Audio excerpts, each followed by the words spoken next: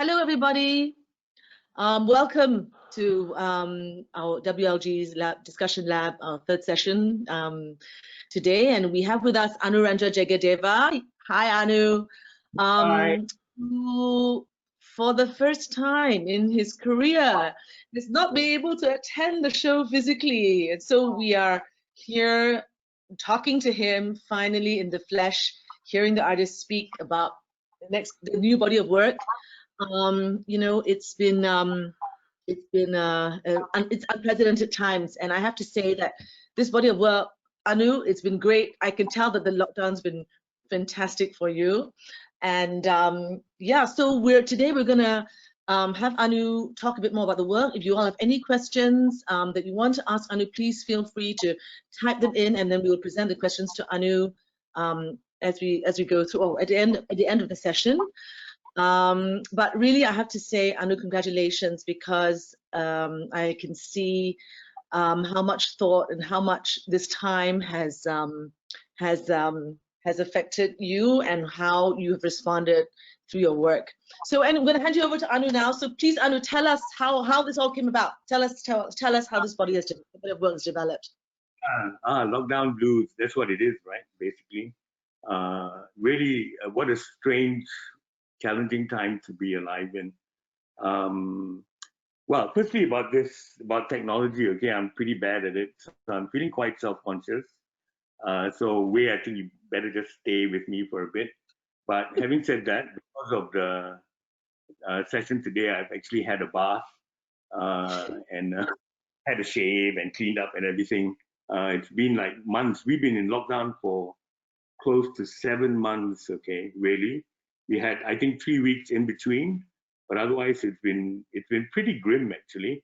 And we've had it relatively easy. Just let me say that, of course, you know. And I've had to work, so the work's been amazing, kind of form of therapy as well. I hate that bloody art therapy stuff, but it's true, it really works. So I just put myself completely into the work. It's a body of work, as Wei-Ling, you know. We kind of started in fits and starts over the last year. I wanted to do a show. I haven't done a big show just dedicated to paintings again, kind of returned to just painting for the pure joy of it in a while. And I've been wanting to actually move towards that for a long time. Then my father died last year, so I had no more excuses. And from then, I think I started kind of, but it was still, the world's just so crazy right now, right? You can't keep up with it. We're just trying to describe, and that's what I do with my work. That's all I do, really. It's almost like a diary of the world we live in, right, and how we fit. So, there was enough going on, but then the pandemic is like a sledgehammer, right? Just changes the entire dynamic of the way we live, the way we interact with each other, the way we eat. It's bloody just every day just waiting for dinner, right? It's the only thing we have. So yeah, it was quite challenging.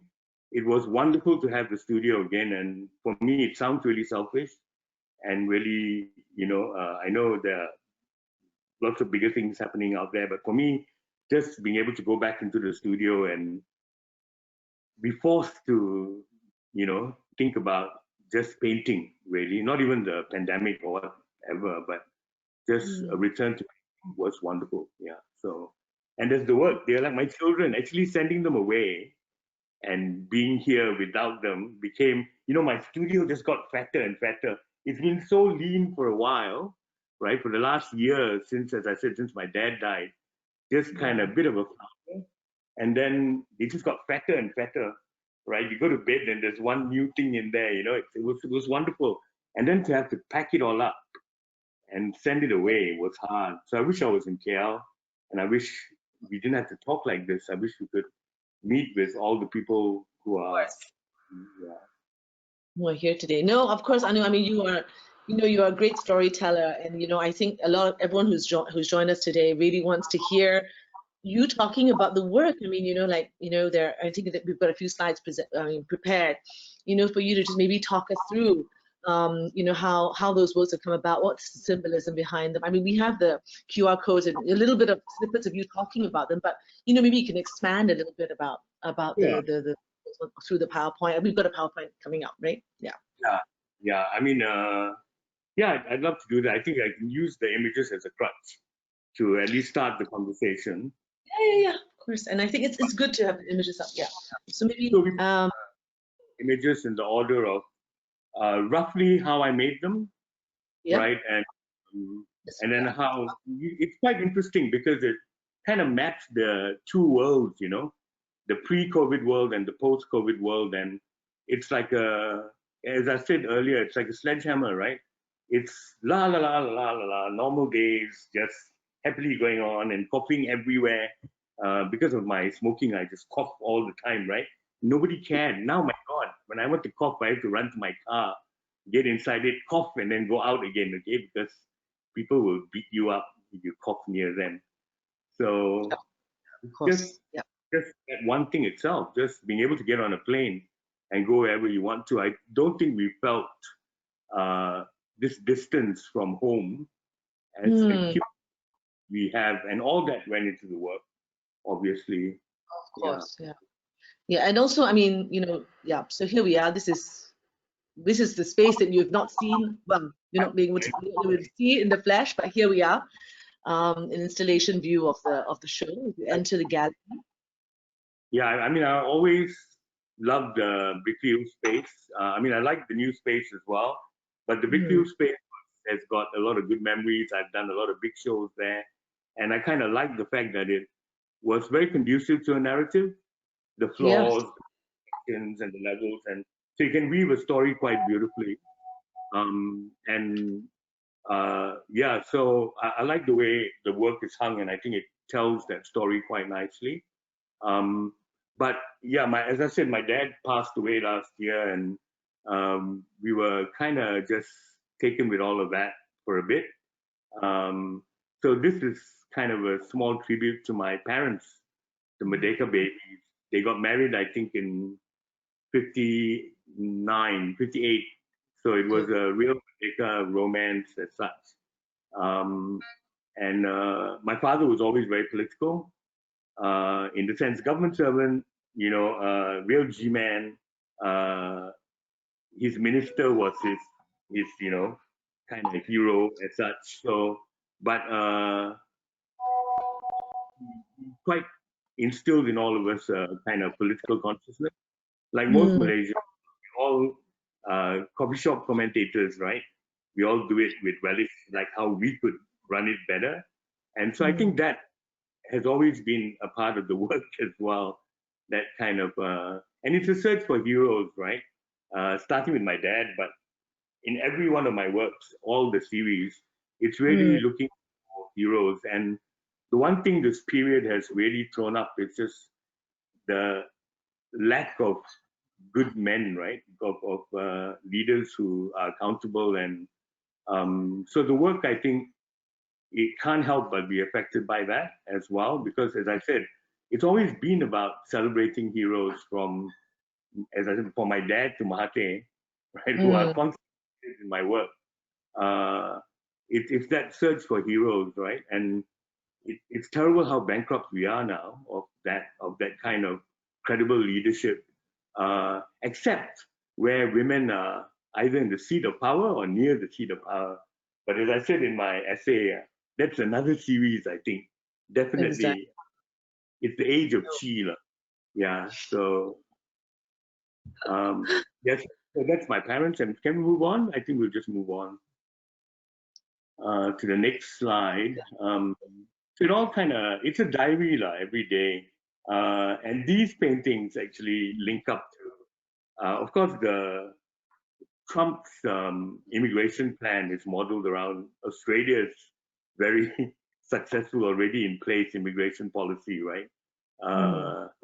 So there's a lot of debate here, and it's interesting because, like most middle class Sunday activists, I've done a painting about that as well.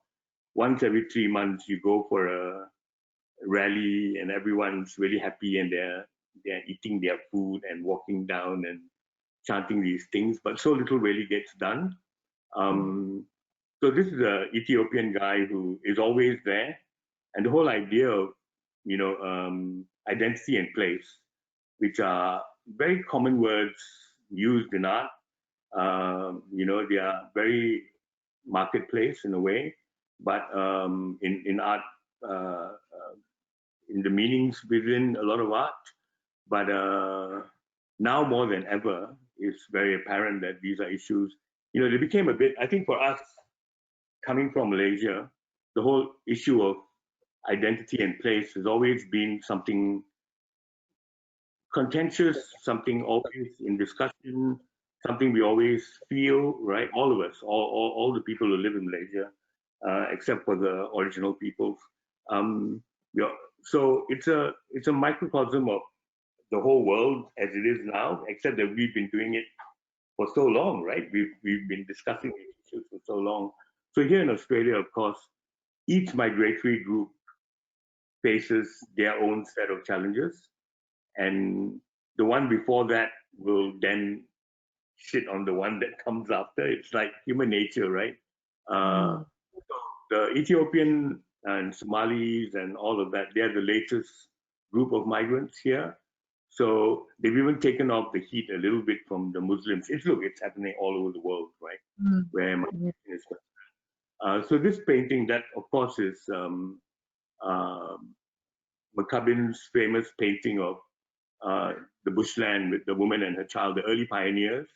And it's just, I like easy little stories. And this guy was just so like a Greek god, right? He goes out every Saturday with the same sign, fight racism. So I wanted to paint him. And I started using these popular images in the background, and sometimes classical painting even. This is a famous Australian masterpiece. They speak volumes across generations, right? So it's the new migrant here. Shall we move on? So these were the issues I was playing with every day. Yeah, this is the Sunday activist, who Saturday afternoon activist, it's called. Saturday is, Sunday is a day for the Barbie and a bit of, all of us, we're all assimilated. But on Saturdays, you go out and you protest a bit, then you go to a really nice restaurant with friends who so it's the same all over the world. And I wish I was better. I wish, I wasn't so lazy. But yeah, that's what we all do. So in a way, it's a diary. It's not judgmental or it's not anything, But yeah, it's telling stories about who we are, I think. And art in the past, traditionally, is always either painting the aristocracy or protest kind of activism, right, where it's painting the poor people.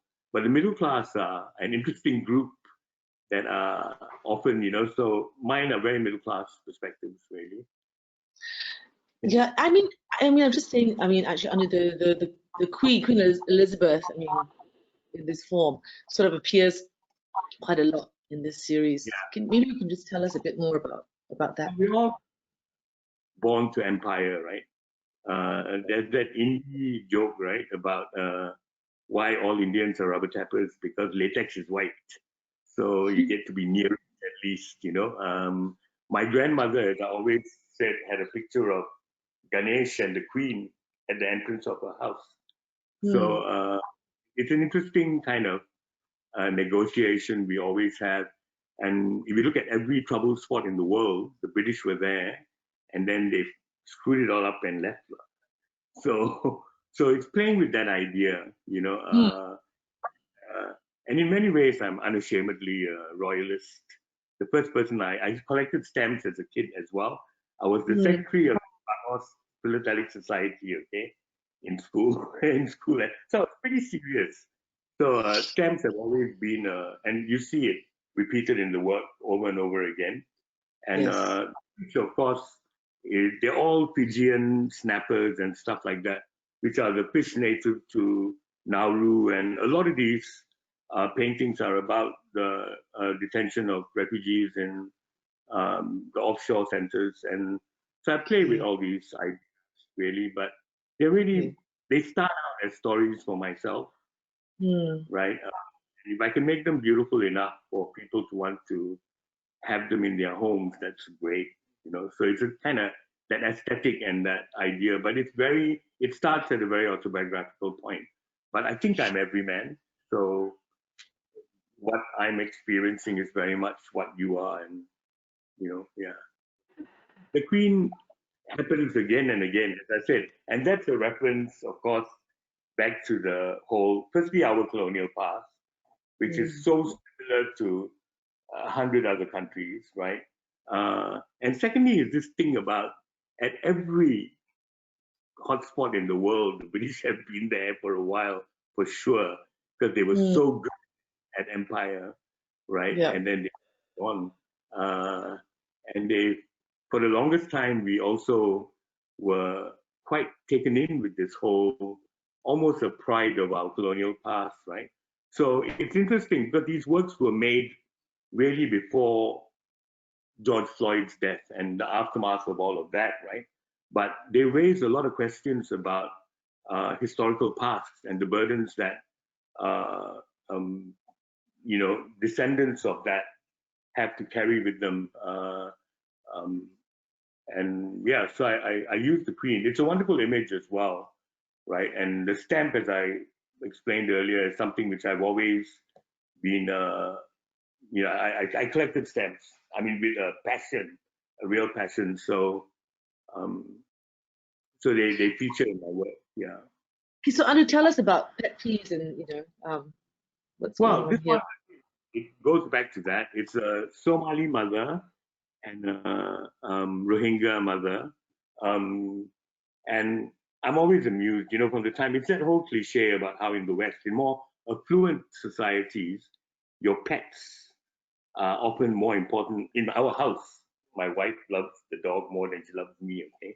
So it's the whole idea of affluence and pets, where often the life of you know, they say, right, if you want to make lots of money, the two best things to be is either a pediatrician or a vet, right? Because people don't mind spending money on their dogs and their children.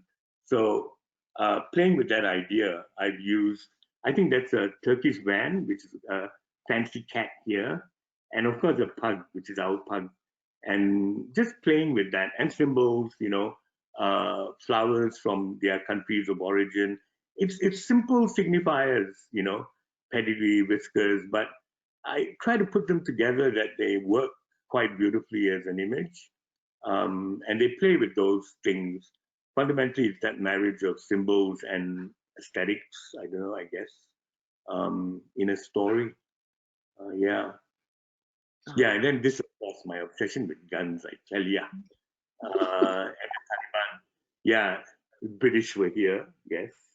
See, so I'm playing with that. And then the whole idea of, I think I played with the whole fact that if we all had a Louis Vuitton bag, if the Taliban all carried Louis Vuitton and what it symbolizes, yeah, if that they had that, the world would be a happy, happy place. So playing with the Daisy Duck and it's strange, right? When you see these little boys carrying AK-47s and underneath their tunics are Walt Disney or the A-Team T-shirts, or right. So it's the reach of kind of American propaganda, the influence of America through popular culture and stuff like that, which I love and I grew up on, right? And I still think it's the best and the worst place in the world right now. You know, it is quite amazing. So just playing with how imperialism basically screws around with everything. They're simple ideas, right? Everybody knows that. It's just putting it in a picture and making it, and a bit of drama. I love drama. And then I like painting just the sheets and the, you know, the naughtiness of two men facing each other. Um, you know, just playing with things like that. The role of women, just generally, as you know, wherever you are in the world, to whatever degree. So it's playing with those kinds of things. And then the whole idea of altars, I like um, building altars, and a lot of the works are arranged almost like an altar, right? Whether it's in a top temple complex or a mosque or a Chinese quail, it's always there is a arrangement of how things are placed in a very ritualistic way. And I think all the work has that sense of balance and ritual and symbols, almost like offerings and things like that. And so the work plays with that all the time anyway. And this is one of them. They're like a closing cabinet, you know, in a way, right? Yeah. So that's that. And I love Yeah, that blue. No, it's a beautiful work. Okay, Anu, please. A lot of questions have been asked about this work. Whenever I see things, I just like to buy them. Like, so if I see a drawer, no purpose at all, I will buy them. And then to justify having brought them home, my house is like a junkyard, okay? I will use it somehow, okay? So I like building, again, playing with the whole idea of altars, right? And these table kind of deities as such, playing with that.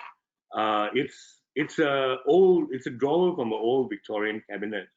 So I like to play with that, where we come from, these outside influences, and how. And in a country like Australia, you know, 2 years ago it was, look, 30 years ago, 50 years ago, it was the Greeks and the Italians, and then the Vietnamese, and then each migratory group deals with, you know, and by the time we came back to Australia when Rupa was going to school,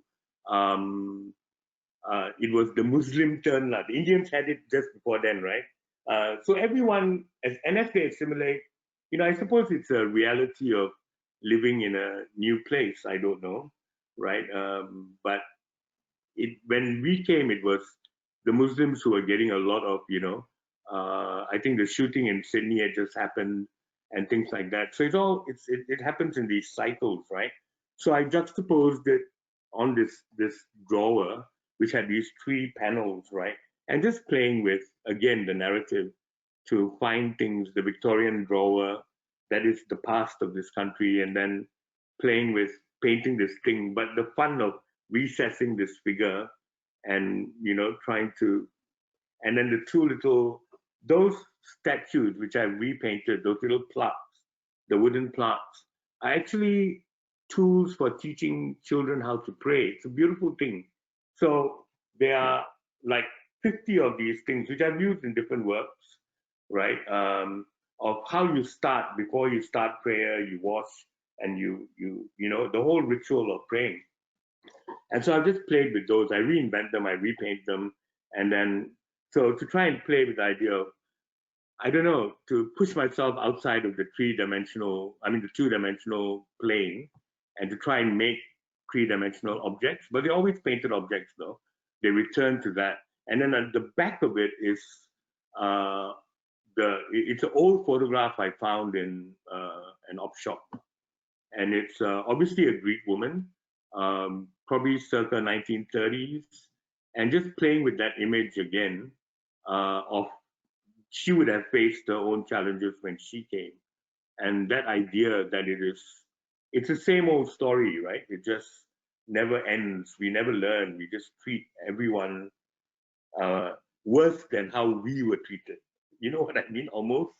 We were treated badly, so the next guy has got to be treated badly as well. It's that kind of endless cycle which just doesn't seem to. So just playing with things like that. I mean, stories I work out in my head, they don't have to come across, but visually I think it's quite arresting. The silver wattle, of course, is an Australian native flower, and then the Aboriginal man dancing with the Jesus cameo in, I think it's a mother and child, for his face.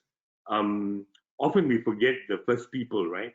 When we talk about our rights as new migrants and all of that, we almost heard more than the struggle of the first people. But they're meager gestures, really. I'm making a picture. I dare not think that they have larger activist qualities in the works. They are basically beautiful things which I enjoy making, and I don't apologize for it. But these are the things I'm interested in, and so they come out in the work. Yeah, so it's just a drawer that sits on the table. No, it's a charming work. I mean, we placed it in the middle of the room, you know, in the gallery. You can walk around it, but That's daughter, but it's not. Yeah, that's so yeah, just playing with those things. Yeah, okay. fun, right? In the world, if it wasn't so dire, it would be such a good laugh. Just the madness that's happening everywhere, right? And so much of it hinges on a kind of tacit racism, right? We're still tribal. Okay, we won't say racist lah because it's not nice. Let's say tribal, okay? It's all very tribal, right? It's a return to a kind of tribalism, which I think a lot of the third world was accused of for years and years and years, that the rest of the world was enlightened and we weren't. And then COVID and the years leading up to COVID has really kind of stripped us of our face, right, of our mask, because when it comes down to it, we are terribly tribal. And this painting, again, the Queen's Head, and don't mention the war, is a Basil Fawlty reference, right, from 40 Towers. And it's from the episode of Germans, right? And it's you know, in the 50s in Britain, they were still going through rationing, whereas Germany had become was on the way to becoming a huge industrial power again. And it's interesting, that whole, you know, the irony of the victor and the vanquished, and playing with those ideas again. And the German economy was built on this car from the 60s, right? The Merc, the square Merc, that it carried on to the late 70s, right? It was a 20-year in various models. And then, of course, I just liked painting the grill. It was fun to paint. It was a boy thing, I think, to paint the car was really fun. And then the hint of the Nazi flags, things like that, you know, the ironies of history. And then popular culture, the Basil Fawlty reference. It's just a lot of fun. I had a lot of fun with that. Painting the car was a killer, though. Yeah, industrial designers are quite amazing. They're a whole other kettle of fish, right? No, I enjoyed myself. I think I got it pretty good. Yeah. no, it's wonderful. So you're saying reference to the Nazi flag. These are the flags of the side. Is that the two? Well, I mean, you know, kind of historical parts of each country, right? But you know, in Germany, you can't. The swastika is not, you know, anywhere, even in toys and stuff. So, like toy soldiers and all, you know, I collect models and stuff like that. It's just taboo. You don't. So it's about all these politeness we have in society, right? But it's just an appearance of politeness, right? It's just a show of politeness. But when it really comes down to it, we're all quite base. Thank God for Angela Merkel, but even that's going to be forever, right? So interesting times. And then, of course, we come back to the palaver of Malaysian politics. And that was just before COVID, right? And this was actually, I started painting this very early in this series. And it was after the warrior of the election and everything, you know. I mean, look, whatever side you're on this whole thing, just the fact that we realized that there could be a choice, you know. There is not always just one party that will.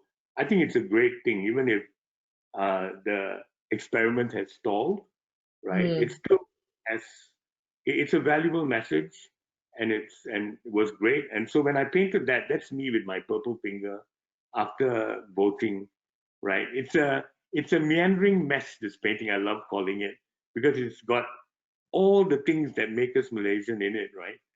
You know, all the confusion and you know, and him, for the last 35 years, who shaped the way I think, definitely, completely, right? As I said, I'm a Mate kid, okay? I have done, I think, over 40 years, I must have 18 or 20 portraits I've done of him from the time I was a schoolboy, okay? So don't say anything bad about Cool Mama, okay? So, yeah, so I mean, playing with those ideas as well. And then the irony of it is, of course, that 2 years into the experiment or whatever it is, right? We have what happened then, right? Yeah. And that's the next. I think this came much later, but this is. I've always wanted to be able to have him sit for me. You know, I'd love to. I'd be frightened the whole time, right? Because I think he's quite a scary dude. But a sitting, you know, for him to sit for me would be quite amazing. Can we have a look at the next image? But the next best thing, of course, is to just use an image that you find, because yeah, it's from Mrs. Robinson, of course, the Simon and Garfunkel song. Yeah, I steal everything, nothing in. It's from the I've always loved that line.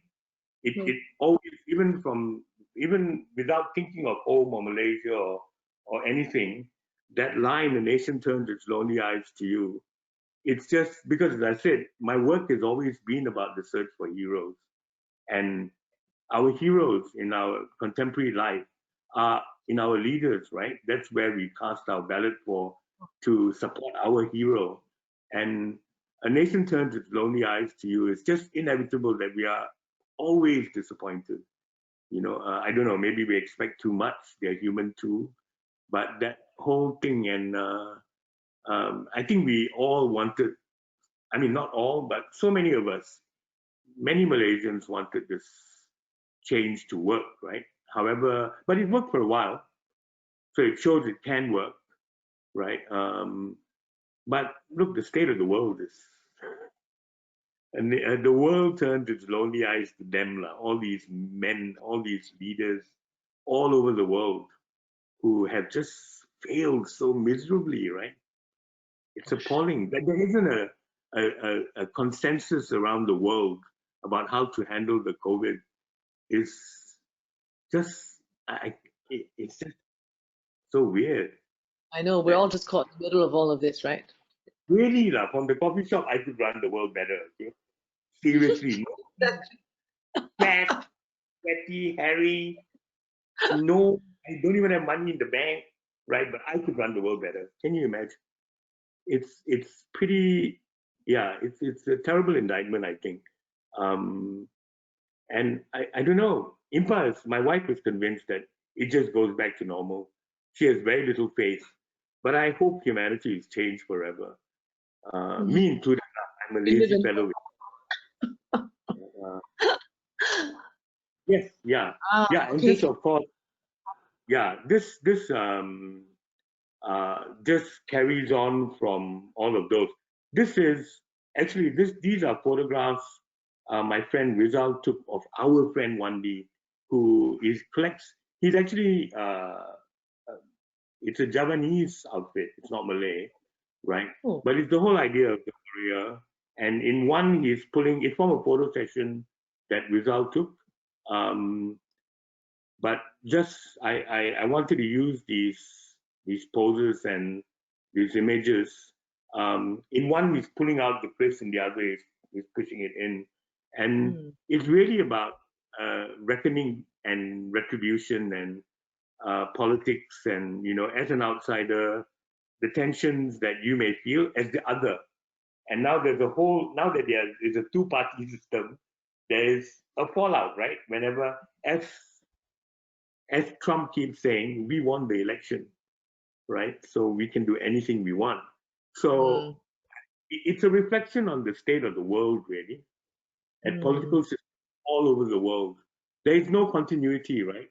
Whenever a new government comes in, whether anything good was there in a past government, they just dismantle everything and they start again.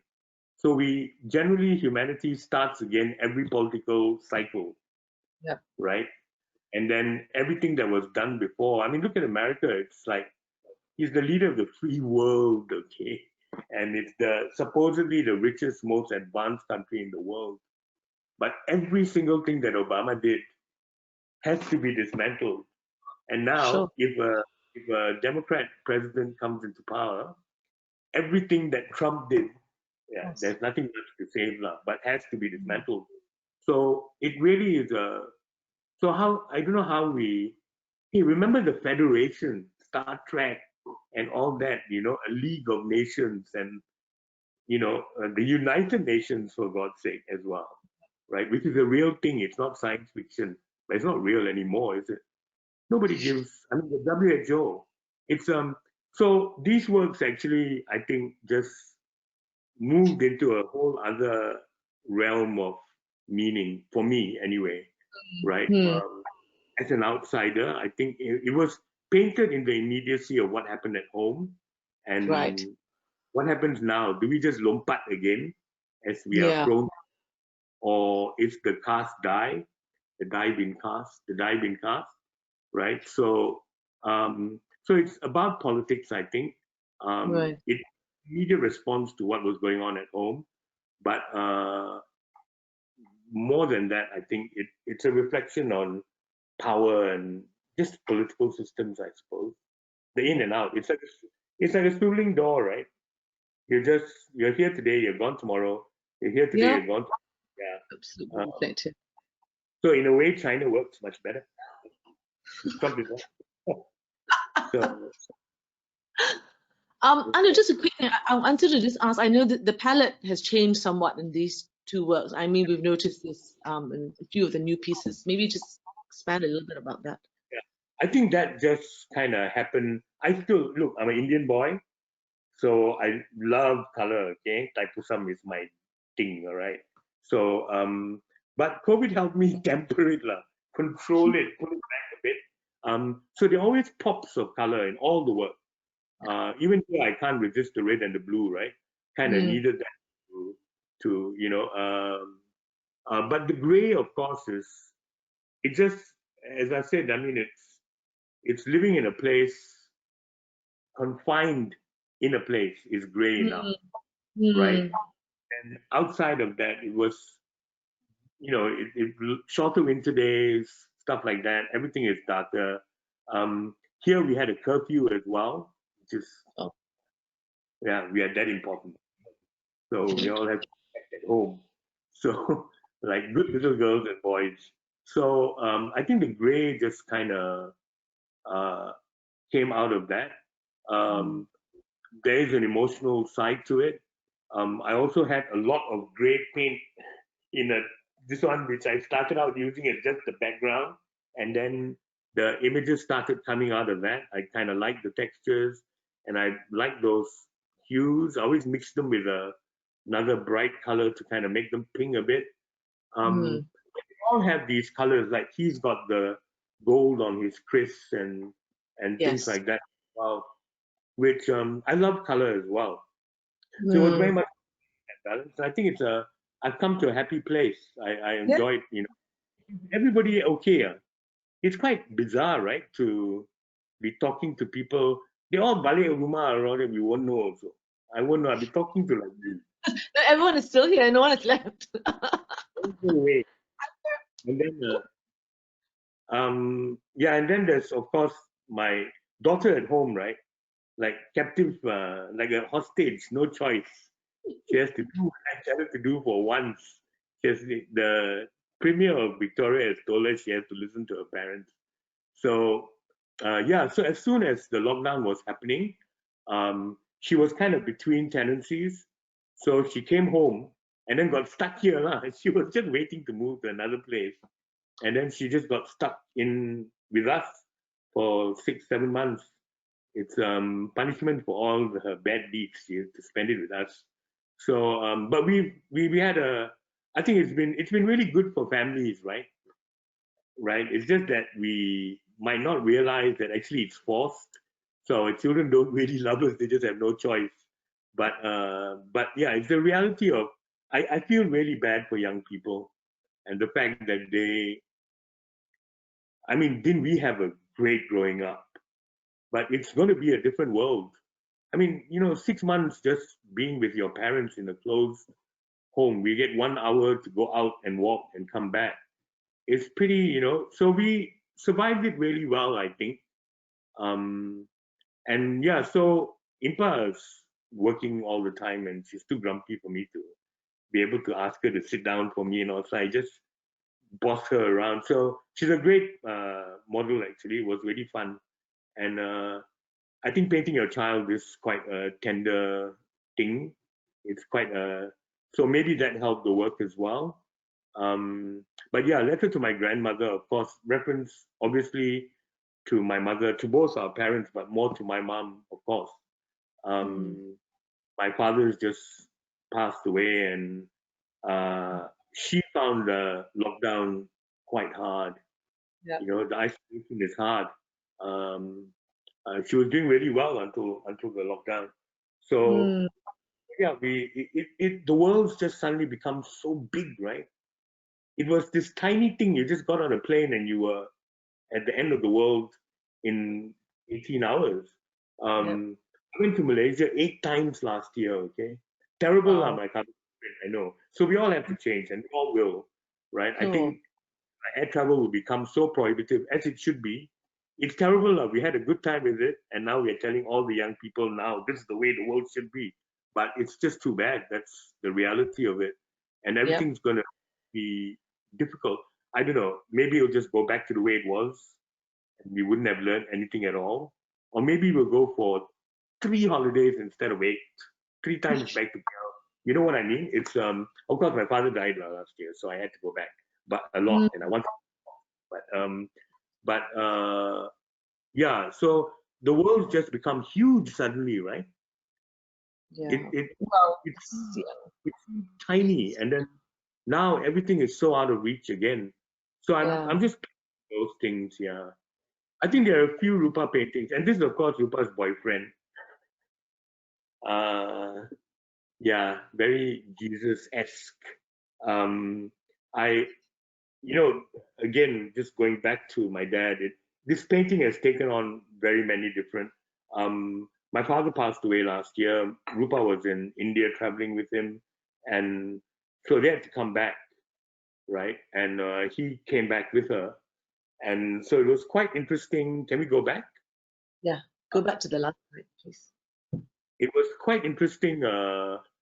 This one pink face amidst all my brown relatives again, and everybody wondering who this guy is, right? So yeah, I mean, I think that was hard enough. So this is a painting really about that. I think it is Mm. really these generations of my family, uh, how he would have, felt in that context as well. Um, Mm. Playing with that idea of being judged by generations, really. Yep. Not the best time to visit family like at a family funeral where everybody is there. You know what I mean? So playing Sure. with that. But then this was painted before COVID. Um, that's an old archival photo of a Tamil lady in Ceylon. It's and those are my ancestors really. That's where I come from. So playing with that idea of just repeating an image over and over again. Um, Mm. it the Jesus image, of course, is that whole clash of cultures and all the rest of that. But which is still, I think, relevant today within Rupa's life as well. But in the context of the here and now and post-COVID, post George Floyd, post this whole new reassessment of the colonial past, of empire, of all of that.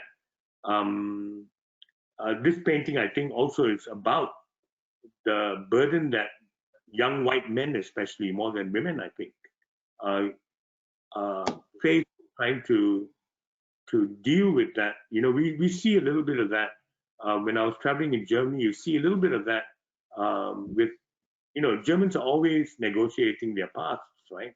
It's very healthy, and I think it's an amazing thing. Um, but now everything you do, all the heroes of old have to be reassessed.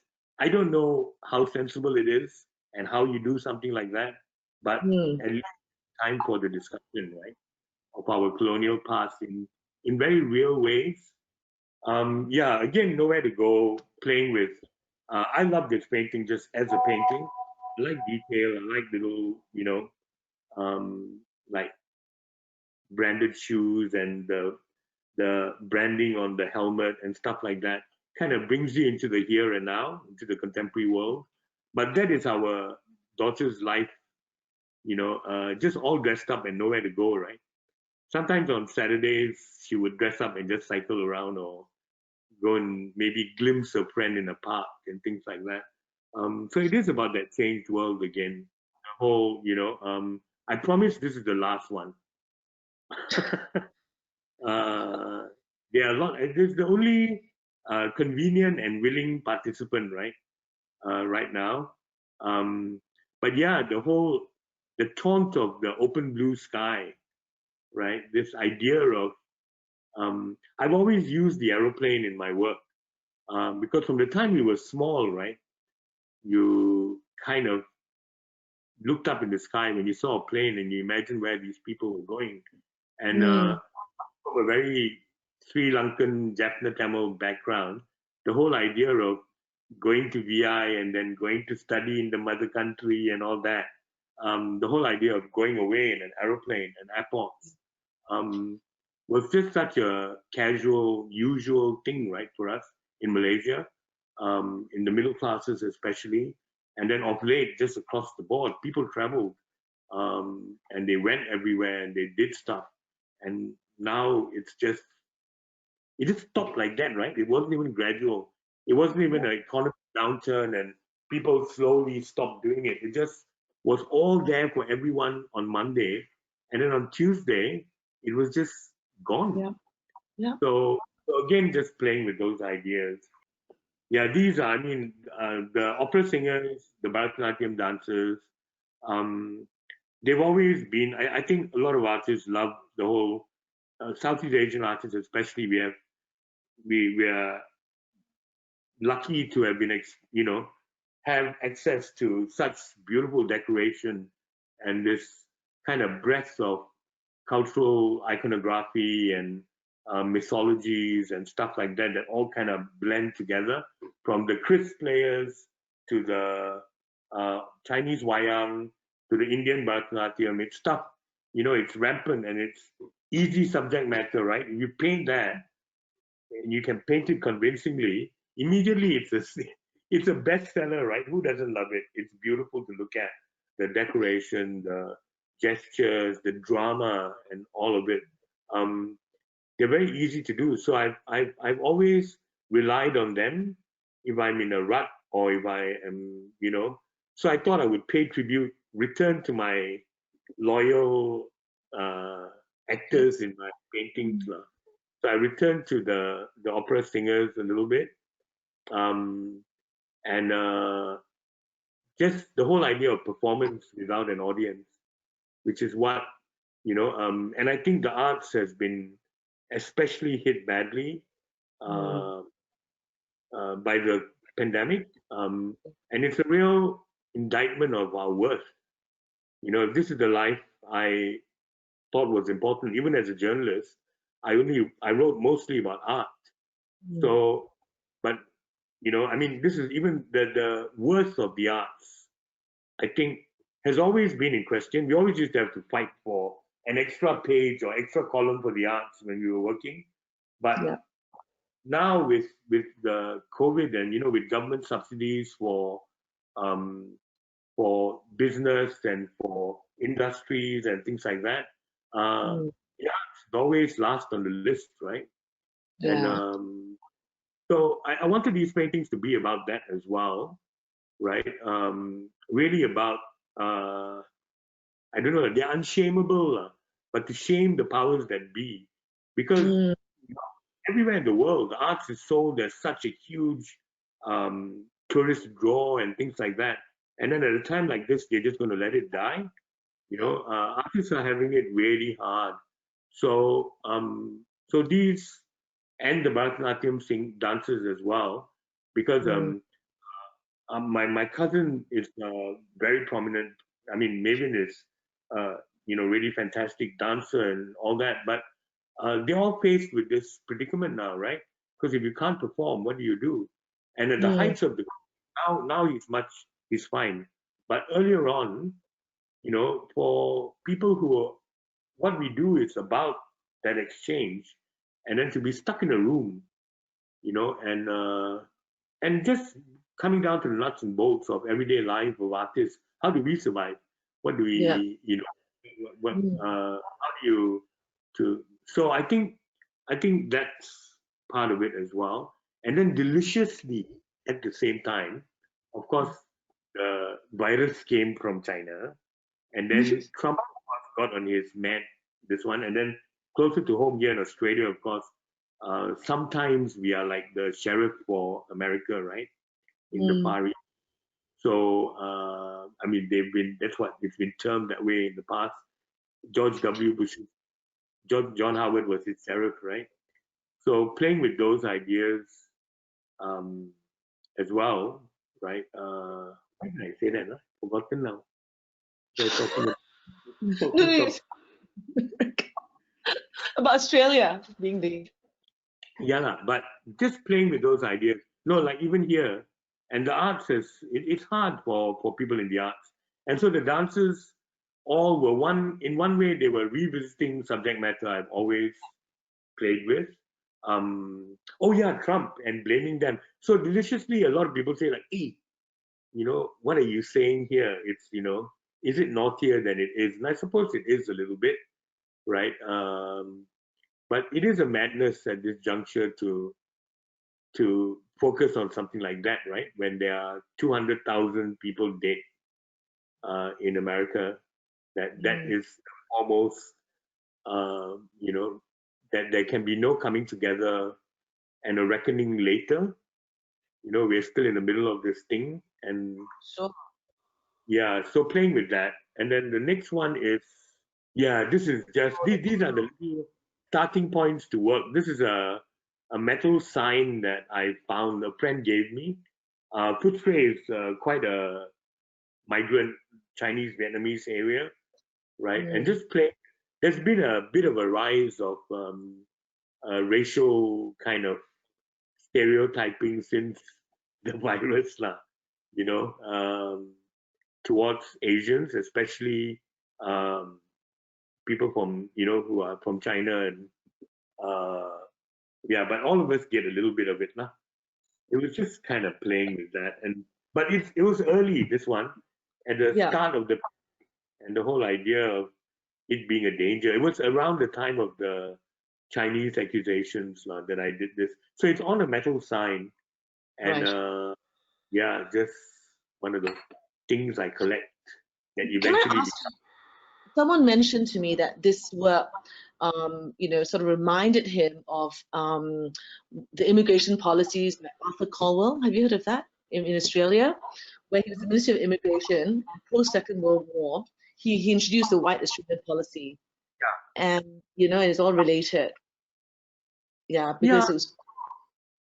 For me, the yellow, of course, struck out. The yellow peril. But all those issues, the white only policy and all that. Look, it's not specific to Australia, right? Okay. But it is kind of symptomatic of what's happening everywhere in the world, right? And as an outsider, of course, I feel it more acutely, right? We do it. Communities who are more recent, and mind you, we are the right kind of migrant, right? We speak the, we assimilate, we wear the same kind of clothes, we are, so, and yet we do feel like outsiders at times, right? Rupa will feel it a lot less. And I make a cultural product. So you're either not quite relevant, or maybe you are like some kind of exotic bird, right? Australian success story, both of which I will take nicely. But I'm just saying, that there are these kind of preconceived conceptions that people have, this kind of notion. And my work's always played with irony and a bit of irreverence and a bit of smart-moutedness, like my father used to say. Yeah, then a bit of a smart ass. So, but with no solutions. So, yeah, but I'm a maker of pictures, right? I ain't the president. So, yeah. Yeah, so that's playing with all those issues. But all the work deal with those issues. Saturday activists, and all of them play with those issues, right? Often at the exclusion of the first people, these discussions as well. So, yeah, which we are all guilty of. Sorry, next one. These are the dancers, of course. Yeah. Yeah, the bands is it's a triptych, and I think I've talked about it quite a lot. But just the idea of the band is it's like a barrier, right? Which is what we seem to be experiencing now. Everywhere you find the bands occur, and a lot of the works I played with a line. Immediate reference was, of course, Obama's Thin Red Line in Syria. I love news now. I watch it from morning to night. So it informs my work. You know what I mean? It's drama, right? News now in the last 10 years, it's like a long movie. So I buy it every day. So it just creeps into the work. And as I said, I've searched for heroes, and who was more heroic than that fella? So his Thin Red Line in Syria was always that idea of a line, that you can stop something with this line, right? There's a line across, there's a line, a barrier before you. And so that, I think, is in all the work, in a lot of the work. The idea of the barrier is there. Well, I talked so much, my computer low battery already, 5% only. No. We've technically got 2 minutes left to 5, but continue. Yeah, so I think that's about the entire. This, of course, after the deployment and Hong Kong, playing with the idea of they can't breathe, not us. We are fine, right? We're all very fortunate, sitting in our houses and painting these lofty ideals onto canvas. So the idea that I don't at all pretend to be part of this, but there is a compassion deficit, right, amongst us all. And hopefully with the pandemic and what follows after, so playing with this was really the American policeman, the Hong Kong policeman, at the same time, right? It's like a perfect storm. They are beating people for him to go and hold up a Bible. At the same time, they are condemning Hong Kong for the new laws the security laws in Hong Kong. So playing with those ideas, and then the autobiographical, the immediate of me, said through my daughter again, and I promise I think the last one with her in it. But yeah, it's almost same clothes as all. Can I ask, the Balinese mask? Is that's also obviously another form of a mask? I mean, also a mask. The mask reference, and then I collect these things. So even the gas mask, they're all stuff I have in the house. I don't know why. The one that Sally is wearing is a B-50 bomb aimers mask, gas mask, oxygen mask, which I got on my trip to America, the last trip. But eventually I knew it was okay. The other one is things, right? London somewhere, and then these I bought in Bali, right? So they are props I have in the house. I've used them in the past. They are making a return now but it's so apt, right?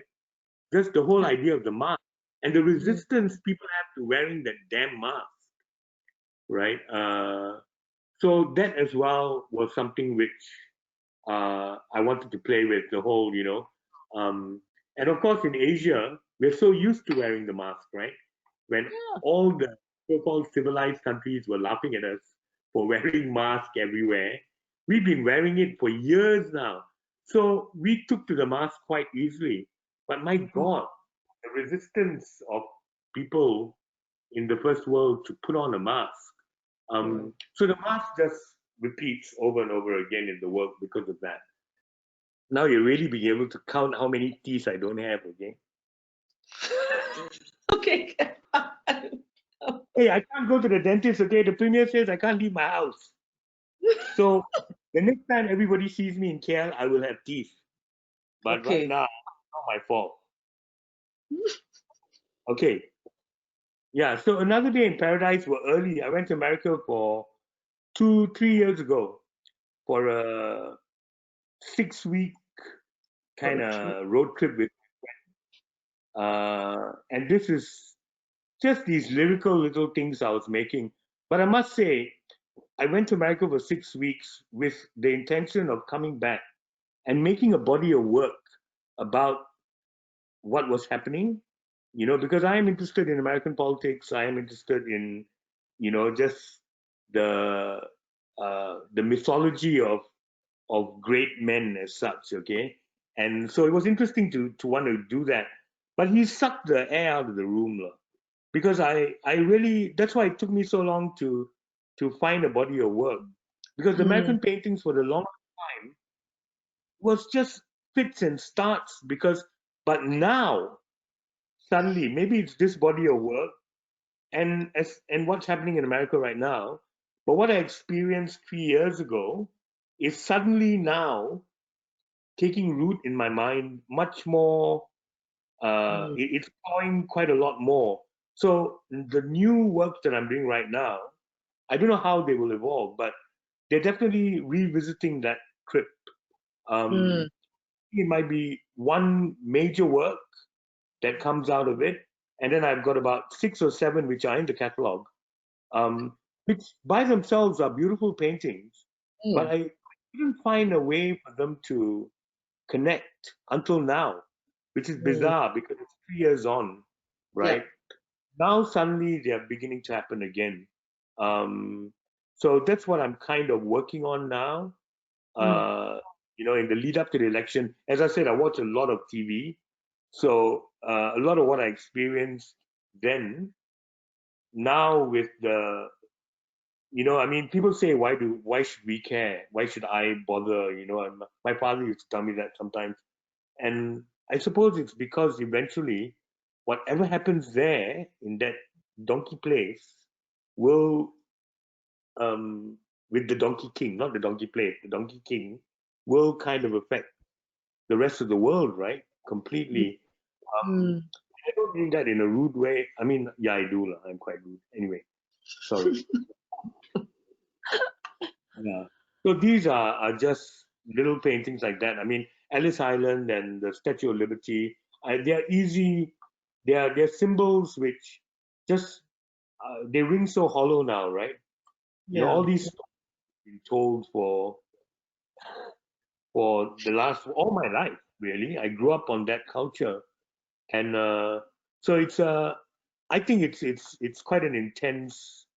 It can be an intense body of work. This one, because it's that reckoning, right? In the end, finally coming back to this place that for the longest time I'd never been to, but absolutely the way so many of us think about the world, right? And it's so it's interesting. It is. So yeah, that was that. Can we move on? So I've only included this one. Yeah. This is because there was a thread, kind of. It fitted in, and then of course the couple at the border is hilarious, because I was reading this thing, right? Because of their anti-violence pact of 1969 or something between China and India, they can't use firepower in the region, something like that. There's some clause in it, but they get around by putting nails and sticks and rocks and all that, and they just beat each other to death. Okay, so they still engage, but without guns. Okay, so that is the madness of men, right? So I just think it's kind of, that's what I'm doing here. Really, is that whole idea that even with the pandemic going on, right, when it's out there killing you anyway, let's sticks and stones Yeah. and literally break their bones, okay, break each other's bones. So I found great hilarity in that, in the stupidity of leaders to get into this kind of, I think China is active on what, 4 fronts right now, poking. India is mad. It's only the big countries, right? China, India, Russia, the US. Asia is just chugging along beautifully. Well, we won't say that, like the whole world is mad, but some places are more broken than others, right? And it's not what you'd expect, right? So it's interesting times, and this exhibition completely came out of Oh, that. Almost somebody else took my hand and did it. Was that okay, Wei? wonderful. No, tell us now. Tell us about this work. This one is the final piece, my my carbon footprint. All the toys I bought myself between painting that I would reward myself with. I tell I think you, we're it's all just guilty of this during the lockdown. tell everybody else and then me myself. This is a plastic bust of or a plastic action figure. It's quite big and heavy of the Oh, Batman from Frank Miller's Dark Knight. And I grew up when I was in uni. My favorite thing, it had just come out. Miller had just done Dark Knight, and that's what me and my friends we read that for 1 year, 6 comic books. Okay, four actually, four prestige format comic books. That's all we read for 1 year. It just we. So when they came out with this bust, I had to have it.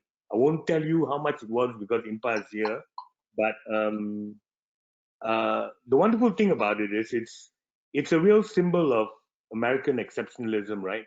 The whole superhero was crafted in America, but it's made in China, this figure.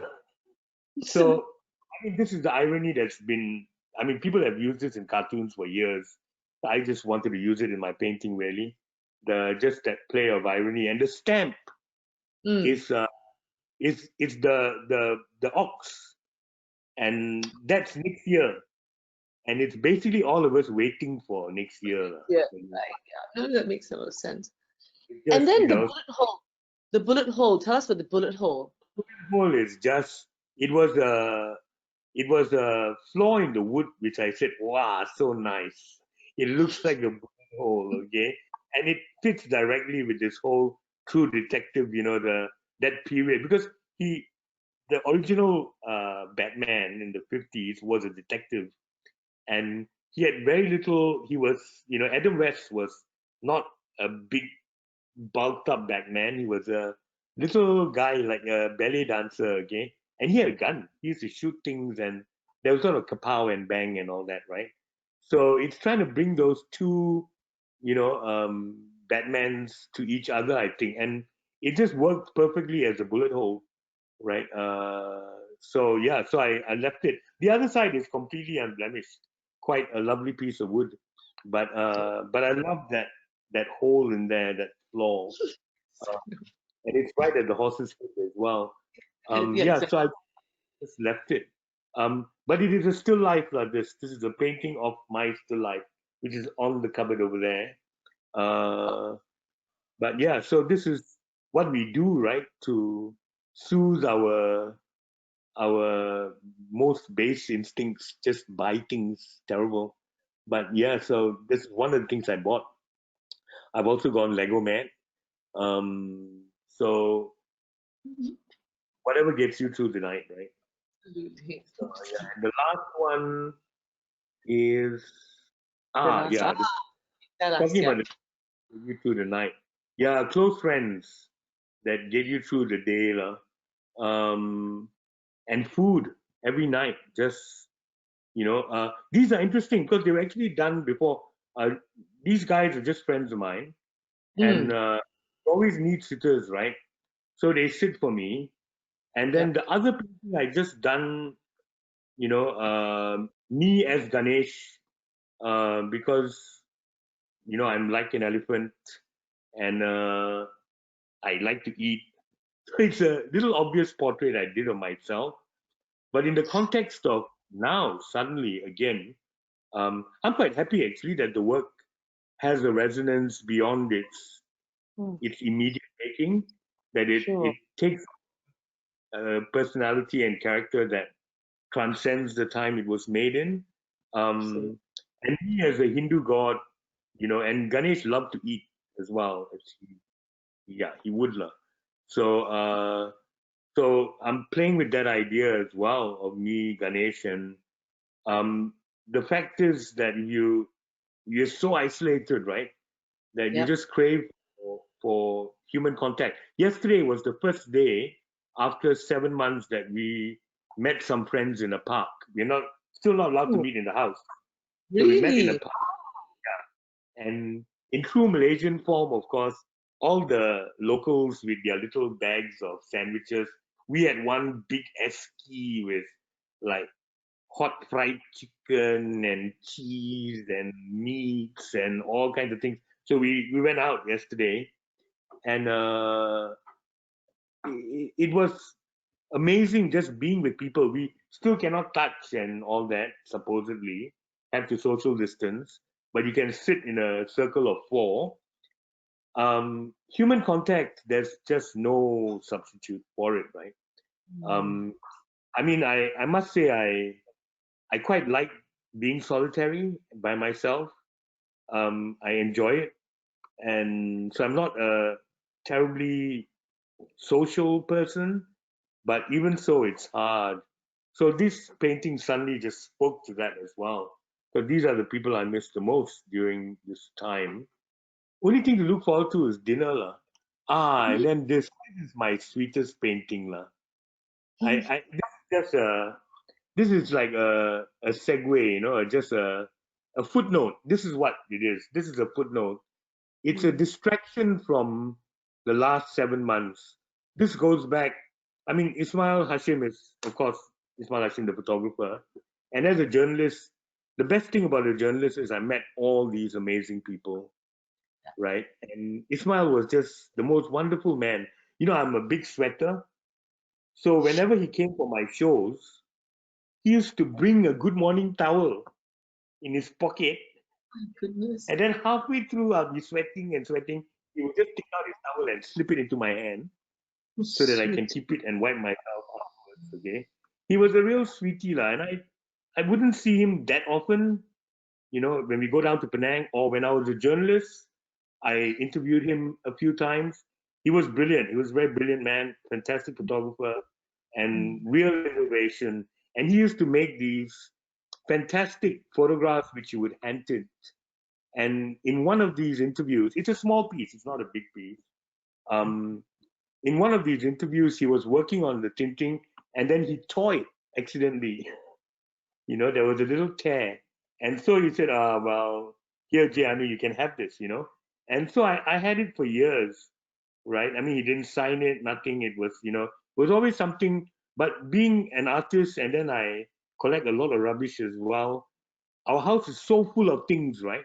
So it always lay dormant in a drawer because it was such a beautiful thing.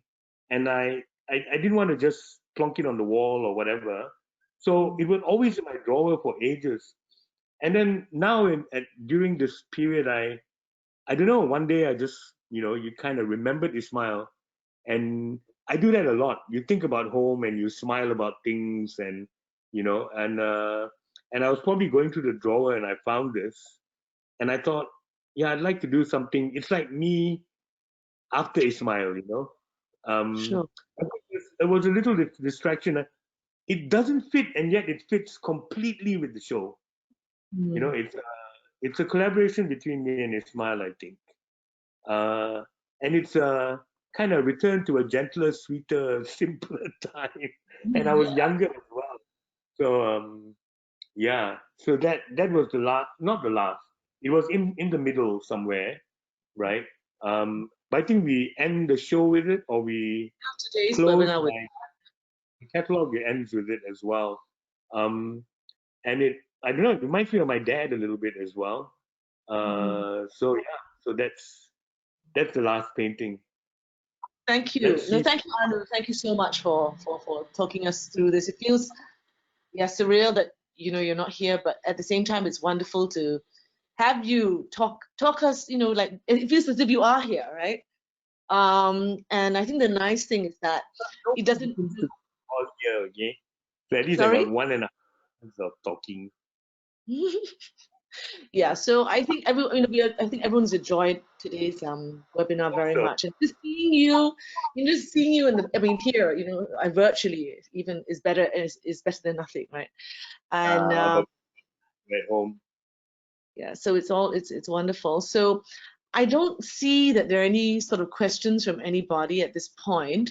So no questions. You lucky. No, okay, there was, sorry, I had just one question. I mean, Hey, there were moved on. people there. You were just making me feel good. No, there are definitely people. They're still on. Okay, no one has logged out yet. On your self-portrait of you with the Ganesha holding the rice pot, there was some like, is it like a a gun when you're focusing on something that it's a target? Are these targets? Yeah, that's Impa taking pot shots at me every day. Okay. My wife. I had to ask because I knew they meant something. Okay, fine. I think All right. You're too fat, or why didn't you brush your teeth today, or something like that, lah. I just said, everyone's relationship was tested during this time. So yeah. Yeah. So Anyway, thank you so much. Actually, the targets are to do with the whole conservation issue, lah, and the extinction of our elephants, I suppose. Anyway, sorry. All right. Okay. So thank you so much, Anu. Thank you, everybody, for joining us today. I hope you all enjoyed the session with Anu. And look, the show is on at Brickfields. If you're in KL, please come and have a look at it. Come and see. Come and experience the works in the flesh. Yeah,